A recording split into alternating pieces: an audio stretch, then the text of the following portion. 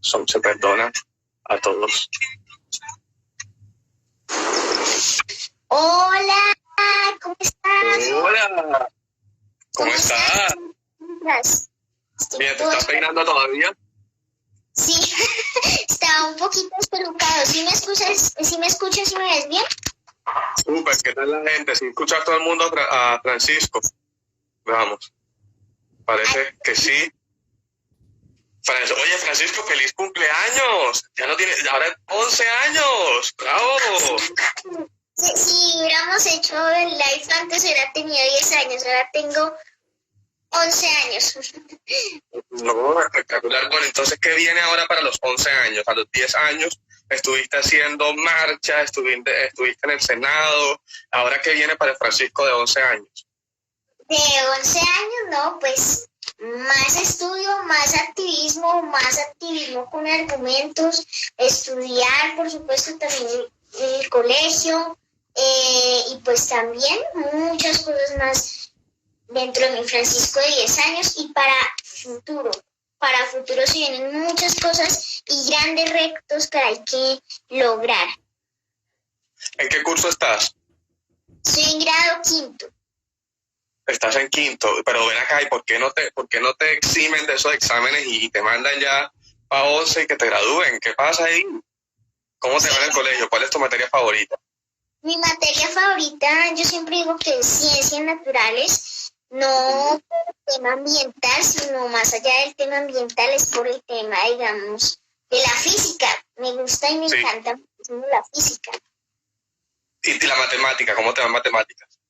Bien, matemáticas también es una materia que me gusta, inglés, me gusta también, y hay varias que me llaman la atención, que me gusta estar en estas materias, en estas clases, pues igual me toca estar en todas las clases. Francisco, pero tú que todavía estás en el colegio y además que tienes una conciencia social impresionante, ¿qué me dirías que qué le falta en este momento a la educación colombiana para hacerla mejor? Porque en mi caso, por ejemplo, yo habría deseado tener mucho más historia de Colombia, historia política de Colombia. ¿Tú qué opinas?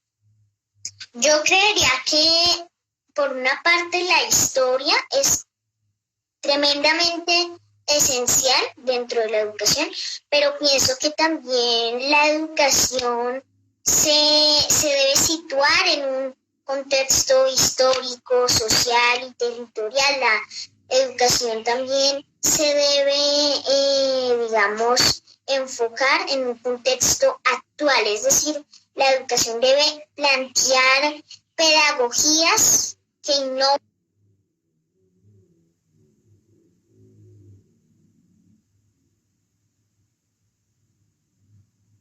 No sé si soy yo, si es Francisco, que se detuvo esto. Vamos a darle un momentico.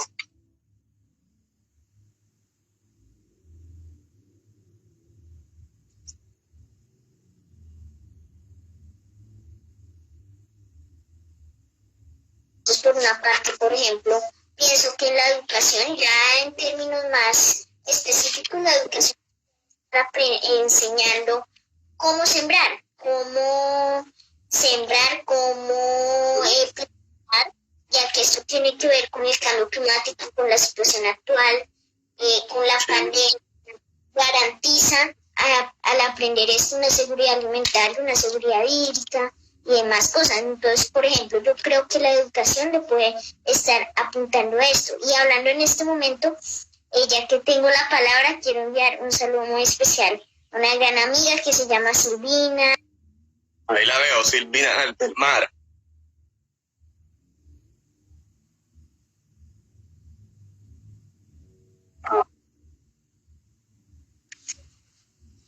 Muy bien, muy bien. Francisco, no, me venías diciendo, cuando me dices un enfoque territorial, ¿a qué te refieres con un enfoque territorial? Me llama la atención. Cuando hablo de un enfoque territorial, hago referencia al enfoque de lo que está sucediendo en este momento en nuestras regiones, en nuestros territorios. Es decir, que cuando nosotros hablamos de un contexto y un enfoque histórico, es cuando ya hablamos de algo coyuntural. Lo coyuntural en este momento que ya no es, digamos, algo coyuntural, porque, por ejemplo, la crisis climática ya se convirtió algo estructural dentro de nuestra sociedad.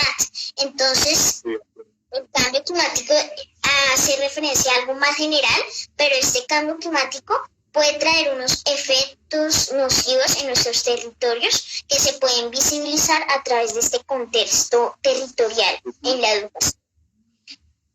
Francisco, ¿tú crees que la solución al tema del cambio climático está solamente en el gobierno o en qué niveles de la sociedad o quiénes son los responsables? Cuéntame un poco sobre tu visión al respecto. Todos somos responsables del cambio climático, pero esa responsabilidad se debe diferenciar. Es decir, que no tiene la misma responsabilidad una persona que de alguna forma no se puede decir que algunas empresas lo dicen, muchas empresas lo dicen, que no está ayudando al ambiente ya que no recicla.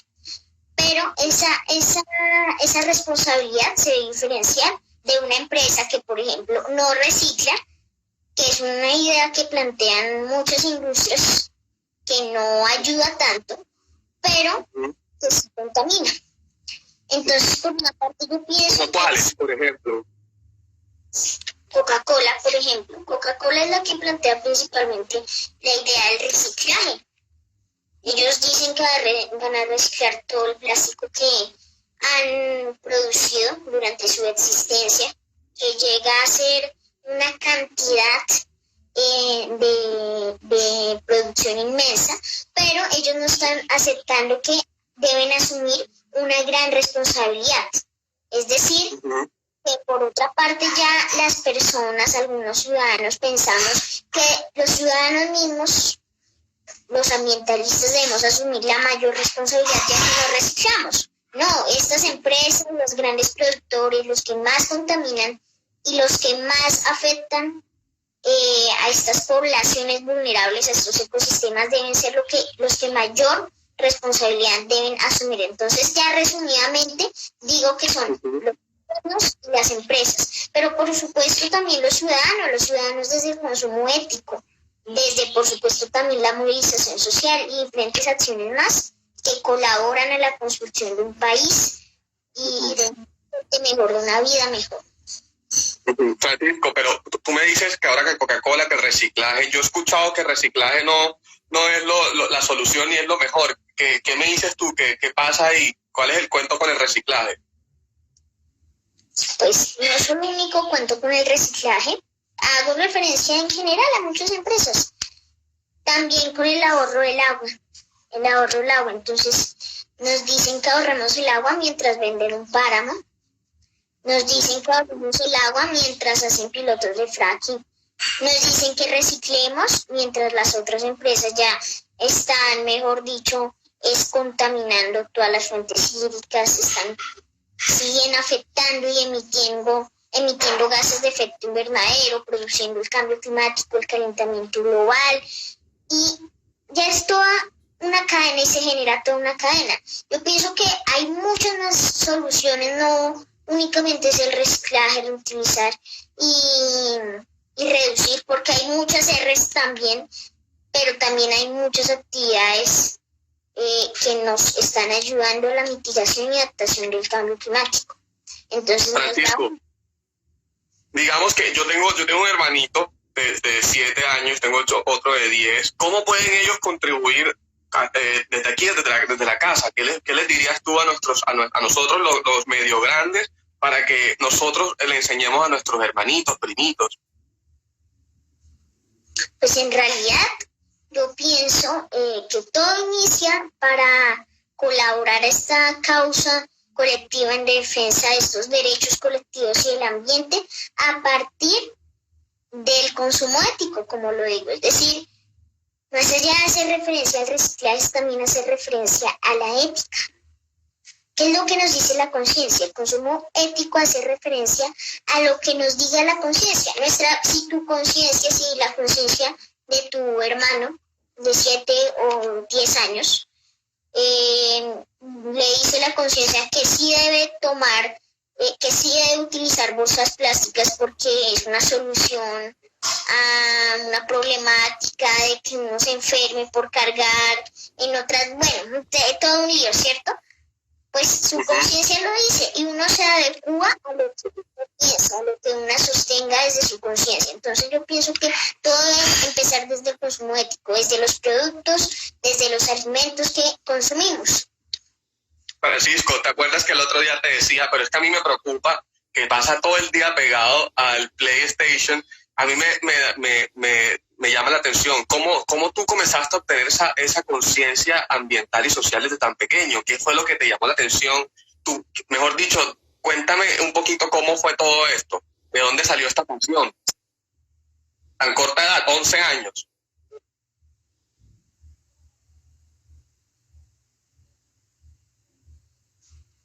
Pues discúlpame que es que no te escuché muy bien la pregunta, pero desde lo que escuché fue es que cómo empecé con esa conciencia social y ambiental, ¿sí? Así es, así es. Bueno, pues todo digamos que nace, esa conciencia nace a partir del contexto en el que vivo, del territorio en el que vivo, porque una cosa es hablar, digamos, de, por ejemplo, los territorios afectados en la Patagonia, como desde países en Argentina, como lo están viendo otras personas. Una cosa es hablar de esos países que se están viendo afectados, pero otra cosa es vivir esa afectación que estos países están recibiendo. Entonces, cuando hago referencia a esto, hago referencia a que una cosa es hablar de toda la diversidad inmensa que hay en Colombia, pero otra cosa es adentrarse a esa biodiversidad y diversidad que trae nuestro país. Entonces, a lo que hago referencia es que mi conciencia nace a partir de que yo defiendo lo que amo, pero amo lo que conozco. Si conozco mi territorio, si me apropio mi territorio, voy a defenderlo y voy a querer aún más conocerlo. Claro, pero mi pregunta es, yo leí, cuando uno busca en internet de ti, cuando uno ve las entrevistas, dice que tú comenzaste a ver videos de YouTube, pero yo me pregunto es, ¿quiénes son tus papás? ¿Quién es tu mamá? ¿Por qué? Porque también, supongo que también influye mucho en tu vida, ¿no?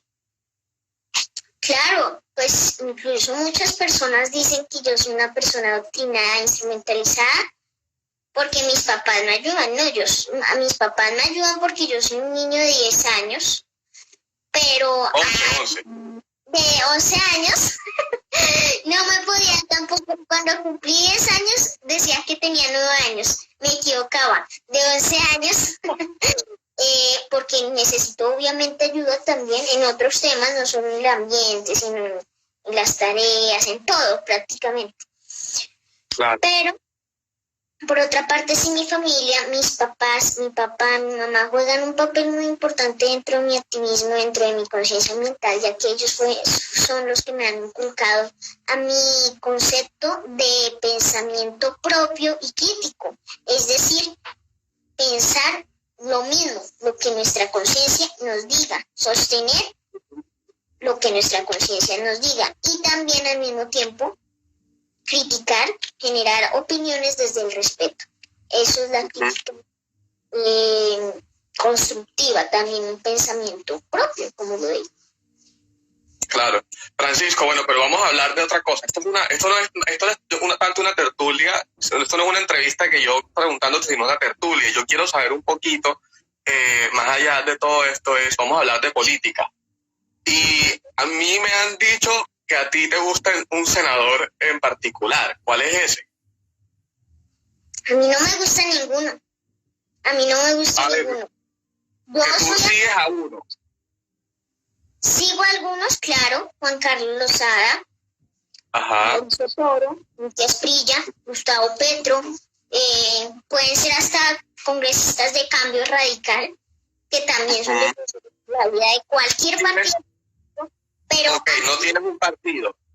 No, esta causa no es partidista. La lucha ambiental es una lucha política, pero no en ningún momento llega a ser partidista. Claro, ¿por qué?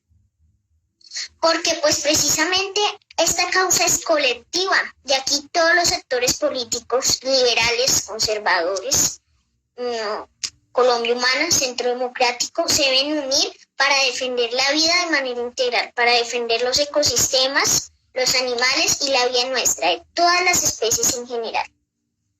Así es, así es. Por eso hay una agenda que no sé si está relacionada con ella, una agenda global, la Agenda 2030. ¿Has escuchado de ella? Sí, a veces la he escuchado en algunos espacios. ¿Cuáles sabes los objetivos de desarrollo sostenible? Claro, pobreza, mitigación de la pobreza, el cambio climático también y la desigualdad también. Especialmente hacen los objetivos de desarrollo sostenible, hacen referencia a estos 3 puntos: pobreza, desigualdad y cambio climático. Claro.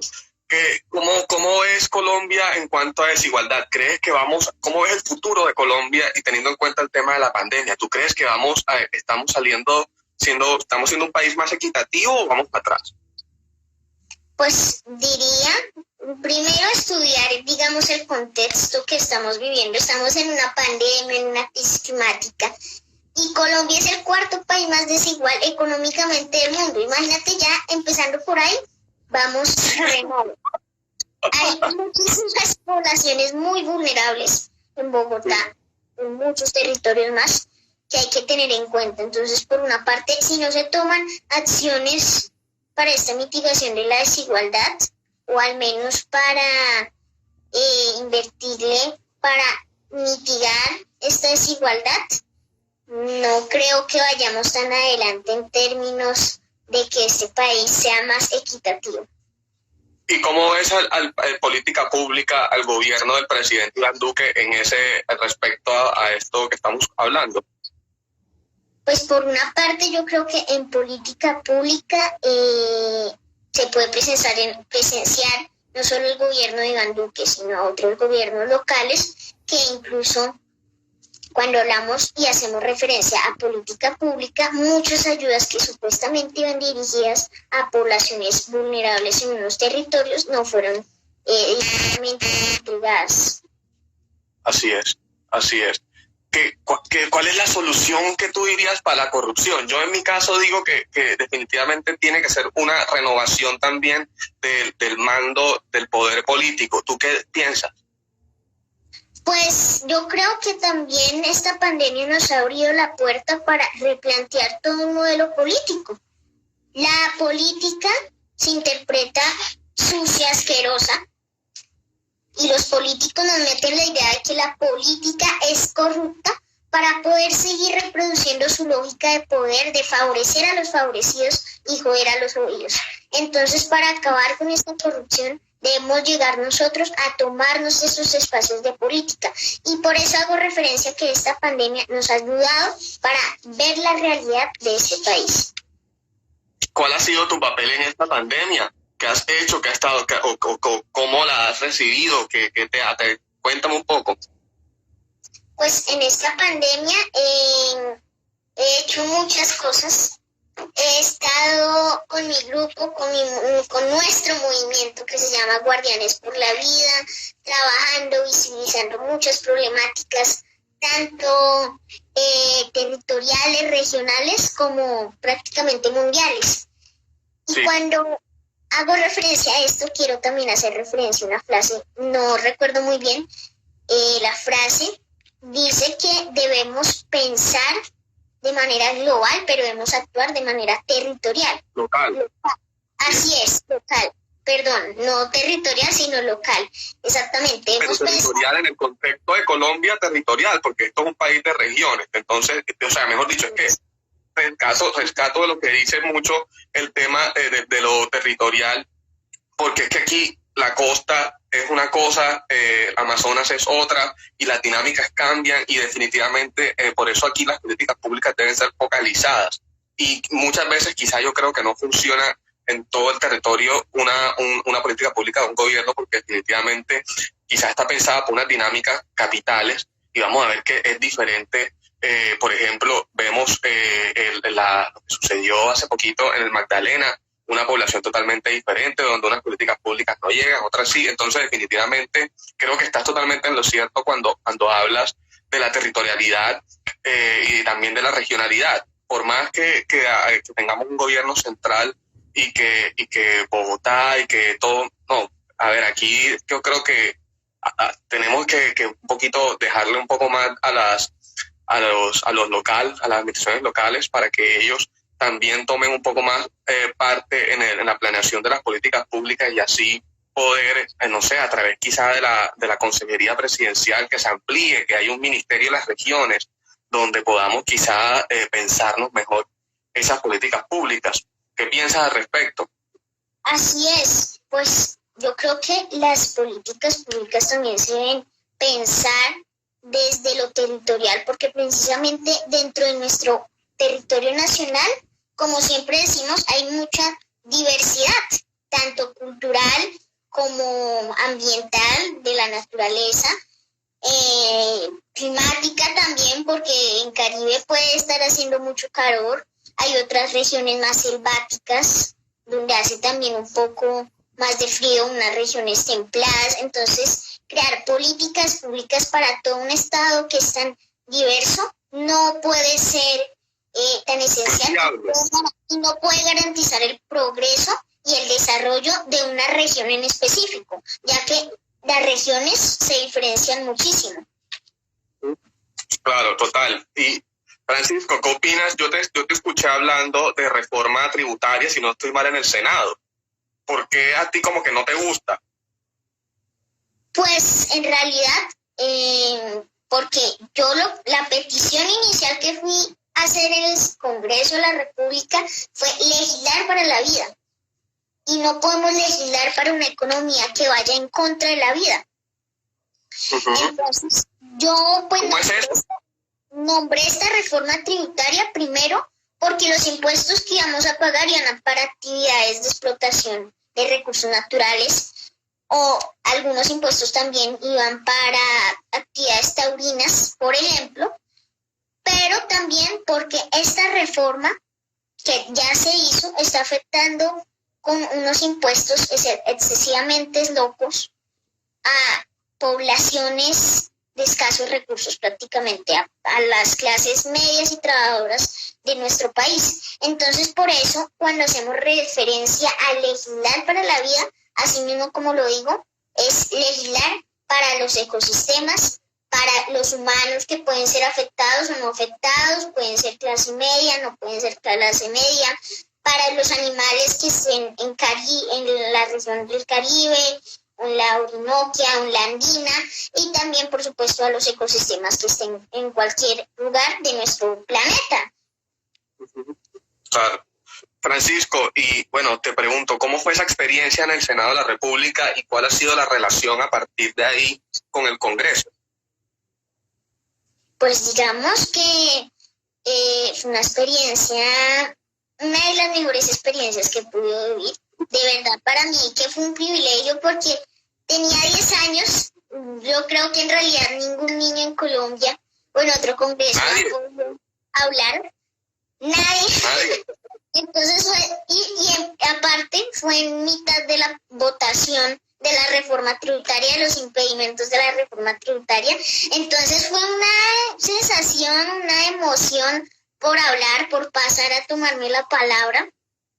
Pero también, como siempre, debemos saber, dentro de este proceso hay muchas opiniones críticas que pueden ir a favor nuestro o en contra. Siempre cuando vamos a tomar posición de algo, van a salir muchas críticas.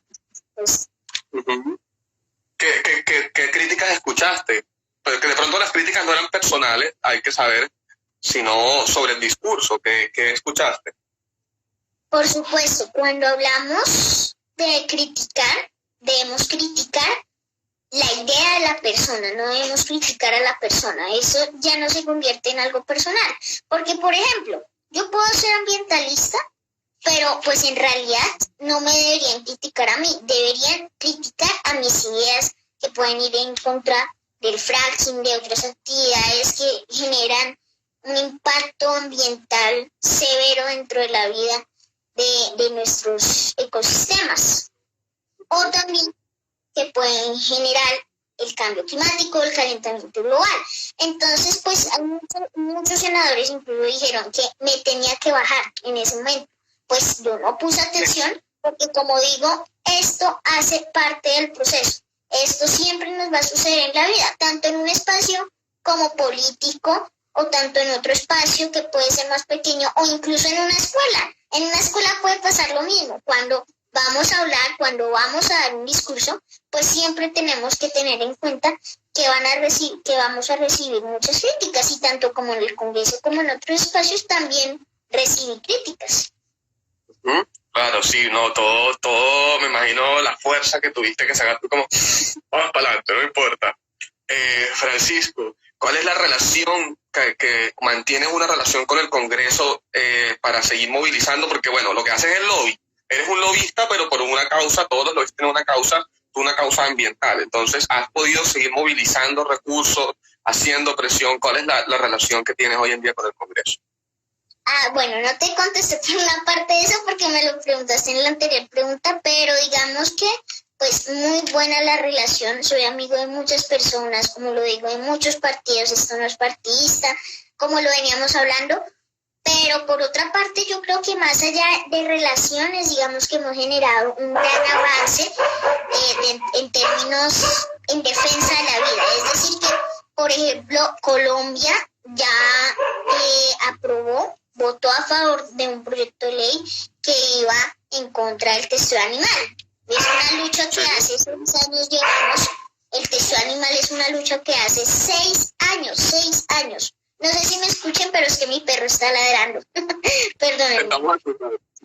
Y por otra parte también hay otras muchas causas, como la de los plásticos de un solo uso, la del fracking. Hay muchas problemáticas que también debemos prevenir. Otras actividades antropogénicas que se quieren realizar en nuestro país y que el Congreso está a punto de aprobar. Entonces, por una parte, mi relación al menos la voy muy interconectada con el tema de gobiernos para la vida y legislaciones para la vida. Siempre hablo de esto porque deben los legisladores legislar para la vida y crear leyes que vayan de la mano de la naturaleza y del hombre. Así es. En ese caso, hablemos de legislaciones que quizá no son para la vida. Por ejemplo, hablemos de la cadena perpetua para los violadores de niños. ¿Tú qué opinas al respecto? Pues nosotros, al menos desde mi posición... Perdona, te interrumpo. Son para proteger la vida, pero digamos que terminan siendo para restringir una vez toda una vida, ¿no? Entonces son muy controversiales. Ahora sí te cedo la palabra. Si nosotros nos llamamos defensores de la vida, defensores de cualquier manifestación de vida, no deberíamos apoyar este proyecto de ley. O si nos llamamos senadores que legislamos para la vida. Este proyecto de ley, digamos que protege la vida de los menores que están siendo violados, como ha sucedido, pero por una parte está acabando con la vida de esta persona, está acabando con la vida del violador. Entonces, debemos crear soluciones que sean al mismo tiempo equitativas para todas, justas como para todos.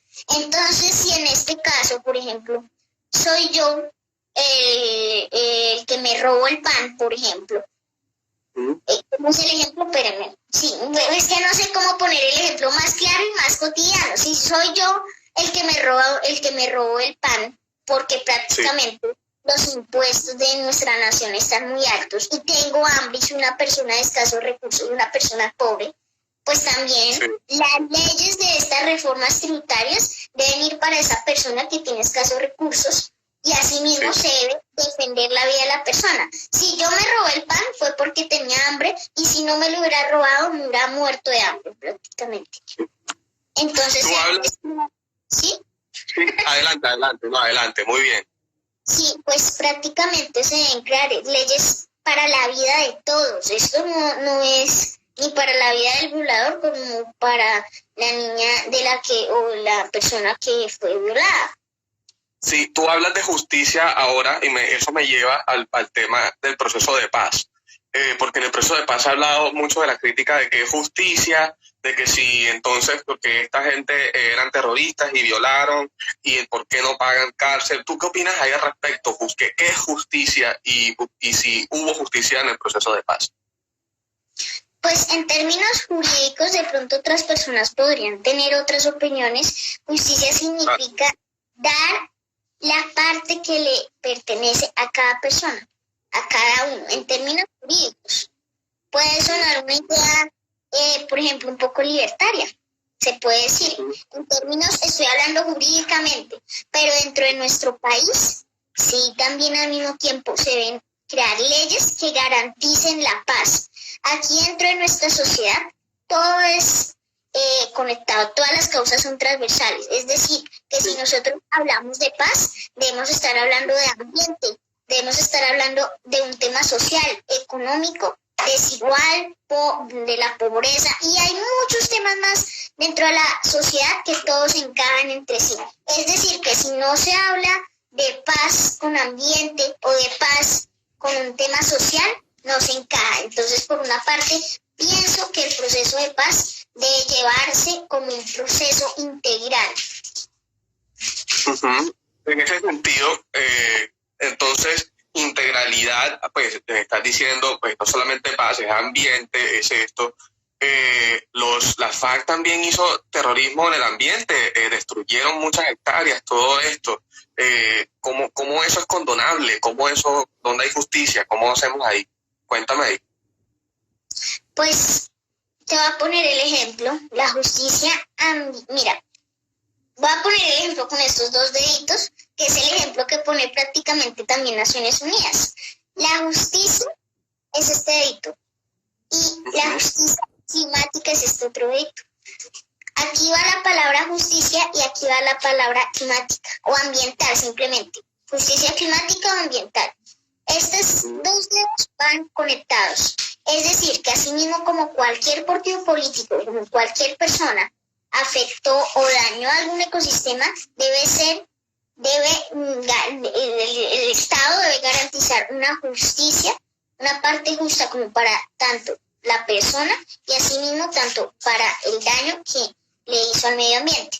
Es decir, que por una parte creo que en realidad sí se debe generar y el Estado debe aceptar una justicia frente a cualquier persona. No hago referencia ni a la FARC ni a cualquier partido político o en una persona en general, en especial, en específico, sino a cualquier persona. Entonces es así, estos dos deditos conectados y el Estado, el gobierno debe generar la justicia para la persona que hizo esta afectación al medio ambiente, a la vida. ¿Y tú crees que este gobierno, que es el representante del Estado colombiano, está siendo un gobierno garantista del medio ambiente, de la justicia ambiental? No, para nada.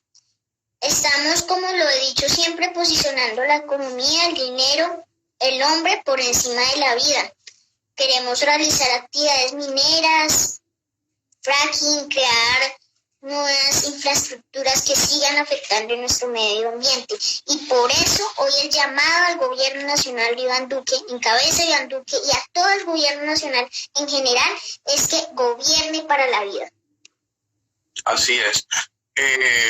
Sobre otras legislaciones, ¿tú crees, por ejemplo, cómo ha manejado el gobierno esta pandemia? ¿Has visto los casos en otros países y cuál es tu comparación? Terriblemente, o sea, no, digamos, para hacer una crítica constructiva, pienso que Colombia se debe enfocar en priorizar la vida de las poblaciones vulnerables y los ciudadanos que están siendo afectados por la pandemia. Al gobierno se le ocurre el día sin IVA, se le ocurren hacer unas transmisiones cada día. ¿Cómo te parece? ¿Cómo te parece los días sin IVA?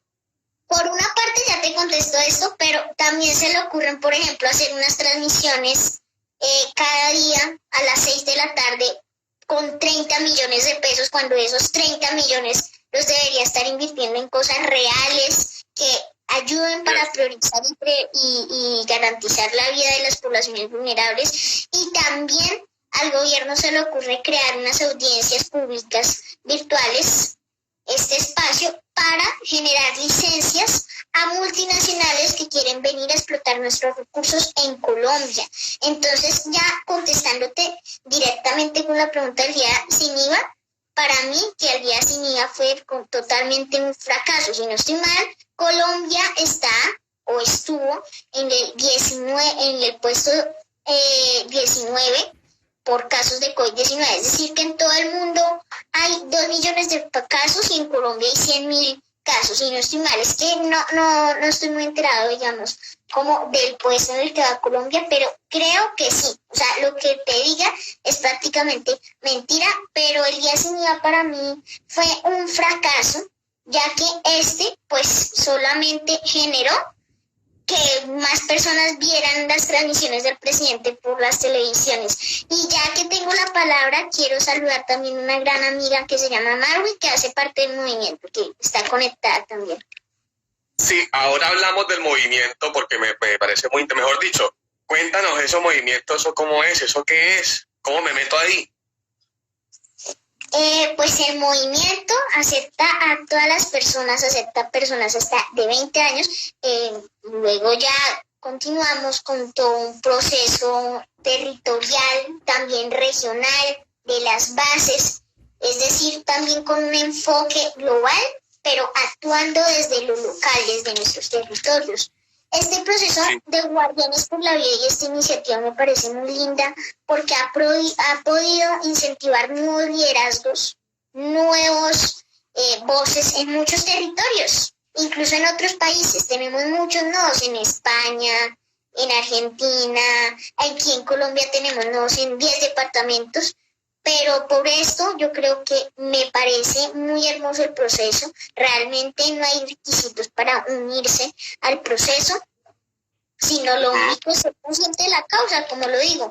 El consumo ético, gobiernos para la vida, desde Guardianes por la Vida, sostenemos por una parte ya lo que son ciudadanías para la vida y también gobiernos, legislaciones para la vida, un nuevo modelo de desarrollo, es decir, desde Guardianes ya estamos impulsando, innovando, digamos, por una parte. Pensamos y tenemos muchos espacios que estamos creando, que en realidad no están en proceso de creación, sino que ya están prácticamente funcionando, como lo son las mini-COP, que buscan, digamos, un espacio de formación, también los Climate Strike, que buscan visibilizar muchas problemáticas. Y ya que tengo la palabra, quiero enviar a una amiga que se encuentra conectada, Sonia Alejandra, si no estoy mal, y también ella pues hace parte de la red de Nuevo Liderazgo, aquí en Cundinamarca, y un saludo también muy especial para la red de Nuevo Liderazgo. Tenemos un amigo en común, Abraham Osorio Ñoro, que está contigo en un grupo, me dijo. Sí, con Friday for Future, Guardianes por la Vida también, y yo soy muy amigo de Friday for Future, hago parte de Friday for Future, y asimismo de muchas iniciativas como Science and Climate Lobby, SSL prácticamente en el capítulo de Colombia, también de Ante Nuestros Ojos, con Guardianes por la Vida y con FFF nos vamos articulando muy bien. Muchos saludos también para los miembros de Fridays for Future. Muy bien. ¿Francisco para la política o no? Por supuesto que para la política, hay que darle la política porque nosotros nos debemos tomar estos espacios. Me entró una llamada, igual la colgué rápido. Qué pena, no te preocupes. Por supuesto que nos debemos tomar esos espacios políticos que son muy importantes. Yo espero llegar a ser político de grande, a ser político y generar muchas transformaciones nuevas dentro de nuestra sociedad, porque asimismo no solo como políticos, sino también como jóvenes, activistas y ciudadanos para la vida, podemos ejercer nuestra ciudadanía para la vida y generar grandes transformaciones, porque tenemos una capacidad y un potencial inmenso. Entonces, por supuesto que para la política. Francisco, ¿te gustaría lanzarte al Consejo de Juventudes, de pronto no en estas próximas elecciones, pero en 4 años? Pues realmente no lo sabría decir. Yo creo que el trabajo que voy a hacer en 4 años, en 2 años prácticamente, en estas elecciones que vienen, va a ser seguir consolidando nuestro movimiento, seguir abriendo nuevos nodos, porque te digo que vamos con bastante trabajo para el movimiento, con nuevos logos, innovando, como te digo, muy creativos, pero no, ahí seguimos, digamos, trabajando con el tema ambiental. Yo creo que luego sí vamos a generar, digamos, en estas elecciones, por supuesto, unos gobiernos para la vida. Así es. Francisco, la presidencia. El primer día, Francisco, en la Casa de Nariño. ¿Cuál es su primer decreto? Mi solo uno, ¿sí? ¿O puedo decir varios, por ejemplo? 3. 3, ok. El primero, el tema de la justicia climática y unas medidas de adaptación y mitigación al cambio climático. Es decir, que digamos que ese decreto va unido, ¿sí? Lo puedo hacer, justicia climática, con nuevas medidas dentro de nuestro Plan de Desarrollo Nacional de Mitigación y Adaptación del Cambio Climático para ya beneficiar a las poblaciones más vulnerables en nuestros territorios. Por otra parte, yo crearía la declaratoria de la emergencia climática, si no se ha declarado en nuestro país, ya que pues estamos viviendo una crisis climática que es real, donde debemos actuar para tomar nuevas medidas y especialmente nosotros como jóvenes nos vemos más afectados, las mujeres. Entonces pues también digamos que si soy un presidente joven, debo pensar también en las nuevas generaciones, porque uno de los principios también de la justicia climática es pensar en que los que hoy están gobernando no son los que se van a ver afectados, son los jóvenes los que se van a ver afectados por el cambio climático. Entonces, la declaratoria de la emergencia climática, y también, por otra parte, crearía un espacio de debate con jóvenes, más allá del tema de las juventudes, del Consejo de Juventudes, para debatir sobre muchos temas sociales, ambientales, porque, como te digo, todas las causas son transversales. Así es. Francisco, digamos que tienes que elegir un gabinete ahora de personalidades y líderes jóvenes, incluido Alejandro Villanueva y mi persona, ¿no? Entonces, ¿quiénes serían de tu gabinete? En mi gabinete hay muchas personas. Ministro. Vamos por ministro de Defensa. Ministro de Defensa. Realmente no sabría decirte. Digamos que personas jóvenes necesariamente tienen que ser jóvenes. No, digamos lo que tú consideres. A ver, ¿quién estaría en tu gabinete? En mi gabinete, es que no sé a quién nombrar, a quién no. Me la pones complicada. Yo creería, pues es que hay muchos jóvenes muy defensores de la vida que están comprometidos con esta causa. Yo creería que ponme 3 ministerios mientras pienso en pongo de ministro de qué. Yo por ejemplo tendría de ministro de Defensa a Alejandro Villanueva, que yo sé que no me deja, me defiende el país como tiene que ser. Sí. Mira que de pronto Alejandro, yo creería que ministro de Relaciones Internacionales, sí creo que existe o algo así, un nombre parecido. Exteriores, claro. Yo creo que a él, claro que sí. Alejandro es una muy buena persona, más allá de ser ministro, si yo lo pongo en mi gabinete, y es una persona que mira que también me ha apoyado muchísimo, me ha apoyado al movimiento de Guardianes por la Vida, entonces yo creería que sí, Alejandro. Sí, una personalidad del mundo político que te inspire, que tú digas, yo quisiera ser como él o mejor. Uno. Sí, pues es que puede ser nacional o internacional. Por ejemplo, no sé, Greta, no sé. Pues sí, por ejemplo, Greta Thunberg, hay muchas personalidades que tienen muchos liderazgos más territoriales. Por ejemplo, un amigo mío, al cual le envío un saludo, que se llama Danoil Lozano, Carlos Parra, por ejemplo, también. A una persona la pondría, a una persona como ellos, que sea una persona que defiende la vida, lo pondría en algún ministerio. No, me encanta, ¿sabes por qué? Porque estoy intentando a ver si tú me dices nombres de la gente famosa y tú me dices personas del común que tú consideras, y eso me parece súper, porque aquí estamos, se nota que estás apreciando más allá de una popularidad o de una historia de liderazgo, estás viendo sus corazones, estás viendo conocimientos, entonces me llena de esperanza, muy prometedor. Francisco, te felicito de verdad por ser tú, ¿no? Y de verdad que por acá la gente te está hablando y te pregunta que si a la presidencia, que hacia la política, ya nos has dicho definitivamente que sí, me parece genial, pero bueno, ¿por qué partido te irías o crearías un partido político? ¿Cómo sería eso? Mira que hablando de replantear un modelo político, hasta se puede crear un partido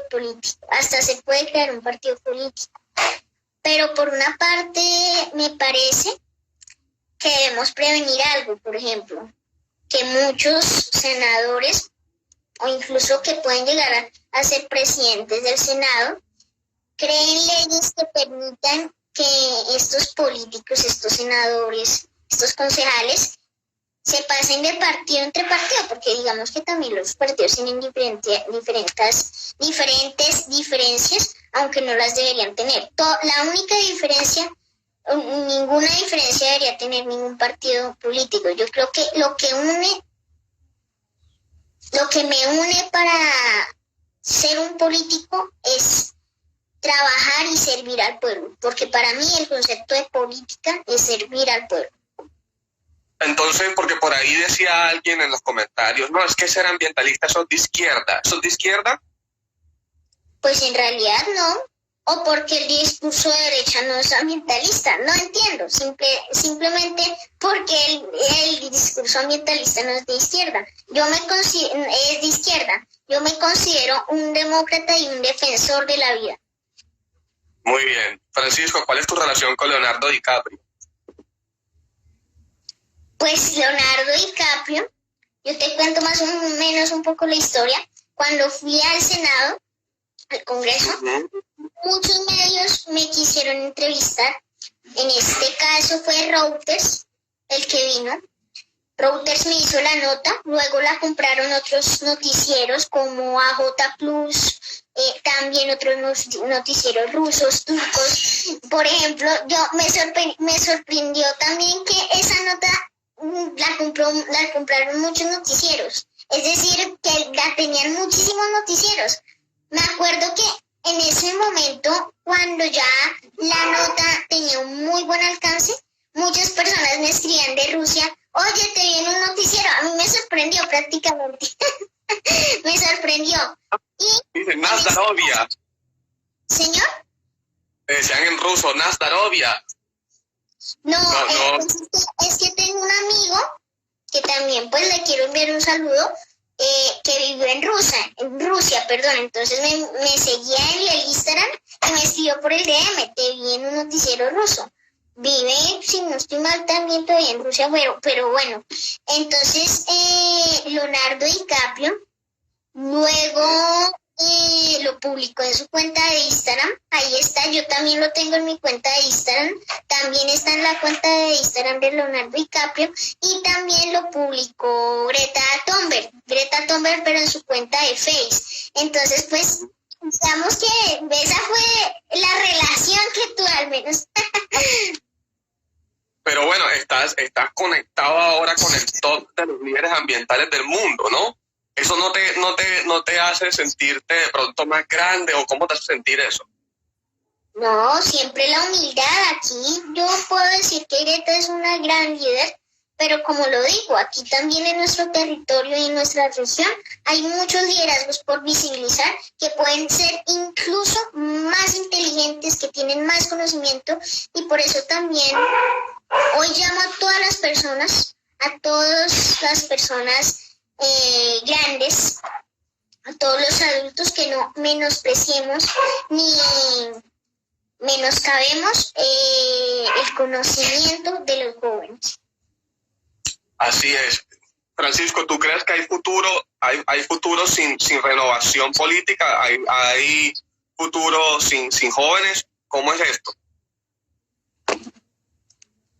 Yo pienso, perdóname que me quedé tomando agua, pienso que si no innovamos en la política y en muchas cosas más, en la economía, si no ponemos en juego nuestra sociedad, un nuevo modelo de desarrollo tanto político como económico, como socioambiental, no vamos a generar un cambio y no vamos a garantizar un futuro seguro, realmente. O sea, si no transformamos la realidad de lo que hoy es nuestra sociedad, no garantizamos un futuro seguro. Pero ¿por qué ahora hablamos de que los jóvenes somos los líderes de ahora y los líderes de mañana? ¿Y por qué pasó? Porque antes no y ahora sí. ¿Qué tenemos los jóvenes de ahora o los niños de ahora que no tenía la gente de antes, según en tu visión? No tenemos en realidad nada en específico. Tenemos unos grandes liderazgos, es decir, digamos que no hago referencia a que los niños no seamos algo impresionante, que no tengamos cualidades, habilidades, sino hago referencia a que así mismo como los niños que iban a Naciones Unidas en el siglo pasado, porque conozco muchos ambientalistas que también tuvieron la posibilidad de estar en otros parlamentos, en otros congresos hablando, debemos innovar, como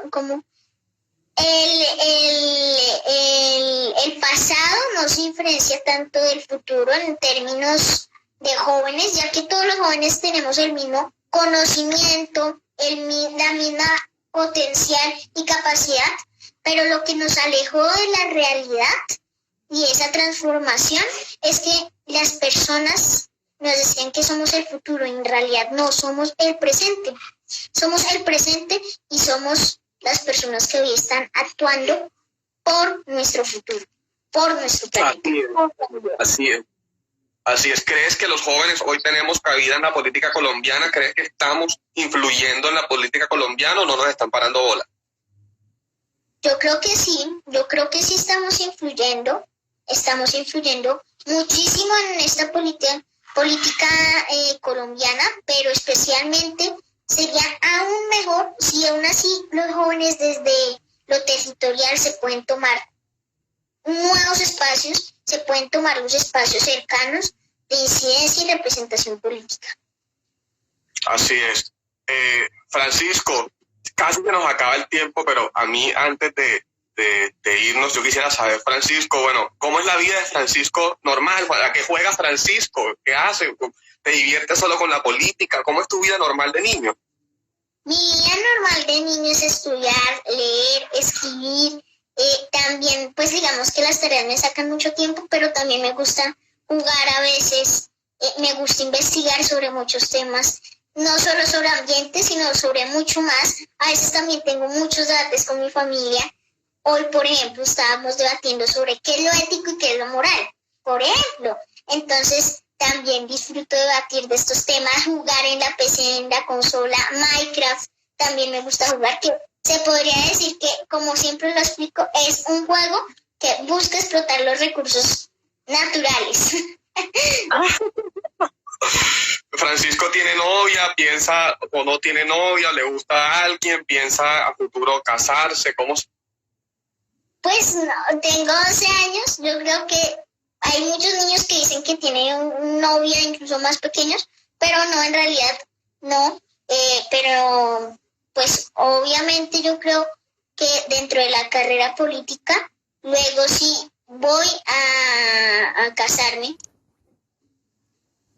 Porque muchos dicen, no hay futuro, ¿para qué voy a tener hijos? ¿Tú qué le dirías a la gente que dice, no, ya las cosas no se pueden, ya todo está echado a perder? ¿Qué mensaje le mandarías tú a la gente que dice eso? ¿Hay futuro, no hay futuro, todavía podemos? ¿Qué dices? Pues ya que lo dices, es de esperanza, porque sí hay futuro y nosotros somos los que estamos luchando por el futuro, tú y yo, por un futuro sostenible, no solo ambientalmente, sino sostenible socialmente, económicamente, también por un futuro con paz, donde no haya violencia, pero sí hay futuro y nosotros somos la esperanza. Y si no tenemos futuro, prácticamente no debemos ser ambientalistas. También ya, digamos, finalizando, quiero también saludar a Paula, una gran compañera que se encuentra con el perfil de casi millennial, perdón. Sí. Francisco, para finalizar, ¿dónde te pueden seguir? ¿Dónde te podemos ver? ¿Qué sigue? ¿Cuáles son tus siguientes actividades? ¿Cómo podemos apoyarte? Pues, por ejemplo, mi Instagram, @FranciscoActivista, en Twitter, @FranciscoActivist2 y en Facebook, Francisco Javier Vera Manzanares. Si me quieren contactar, si quieren, pues, saber alguna opinión mía, pues ahí están mis redes sociales, me pueden escribir si quieren. Ahí estoy contestando los mensajes y pues muchísimas gracias. Yo creo que pues en realidad en lo que me pueden apoyar, no me pueden apoyar ni siquiera a mí, sino pueden apoyar a la causa porque pues por ejemplo muchas personas dicen que me están apoyando al hacer parte del movimiento, pero en realidad no. El apoyo es hacia una causa en defensa de la vida. Entonces pues digamos que en lo que pueden apoyar es en defender esta causa en defensa de la vida y en participar tomándose esos espacios de representación y ciencia política. Así es, Francisco. Espero verte en el Senado de la República como compañeros. Sé que pronto nos veremos ahora cuando hagamos campaña por la Cámara de Representantes con Alejandro, conmigo y con todos. Esperamos verte ahí asesorándonos o de compañero muy pronto. Un placer conocerte. Y aquí estaremos apoyándote desde como podamos, estaremos de verdad muy pendientes. Muchas gracias y saludo a tus papás y muy buen trabajo. Que nos den los tips. Muchísimos saludos a tus hermanos y muchísimas gracias por esta invitación, Jorge. De verdad que fue un gusto poder estar en este espacio, un honor, un espacio donde conversamos de muchísimos temas, de verdad, en una sola hora exacta, y pues te agradezco por la invitación. Espero encontrarnos, como dices, en otro espacio con Alejandro. Así es, muy pronto. Muchas gracias y bueno, que tengas un feliz domingo y nos estamos hablando muy pronto. Gracias a todos también nuestros amigos que estaban muy pendientes y bueno, nada, a seguir.